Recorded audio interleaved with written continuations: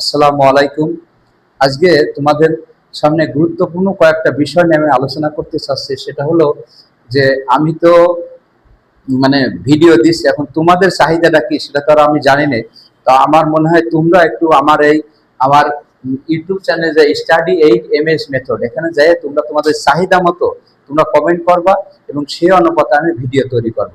আর তাছাড়া তোমরা জানো, প্রথম থেকেই কোনো স্টুডেন্ট যদি তার লক্ষ্য স্থির করে যে না আমি বুয়েটে পড়বো, মেডিকেল পড়বো, বা ঢাবিতে পড়বো, বা আন্তর্জাতিক মানের কোনো প্রতিষ্ঠানে পড়বো, সেই কম্পিটিশন কিন্তু এখন থেকেই সেটা শুরু করতে হবে। আর সেটা শুরু করতে হলে বেসিকটা খুব ভালো হতে হবে। বেসিক ভালো হতে হলে অবশ্য ওই লেভেলের কন্টেন্ট তোমাদের দরকার, ওই লেভেলের টিচার দরকার, ওই লেভেলের সবকিছু তোমাদের আগে থেকে চিন্তা ভাবনা করতে হবে। এই জন্য তোমরা অবশ্যই অবশ্যই আমার সাথে থাকবে আর তোমরা কমেন্ট করবে যে যে কিভাবে আমি ভিডিও দিলে তোমরা উপকৃত হবে। তবে আমি তোমাদেরকে অ্যাডভান্স লেভেলে নিয়ে যাই। আমার সাথে যদি তোমরা থাকো তাহলে অবশ্যই অবশ্যই অঙ্কে উচ্চতর গণিত এসএসসি এইচএসসির স্টুডেন্ট, সমস্ত স্টুডেন্ট A+ তো 100%, 100 পাবা।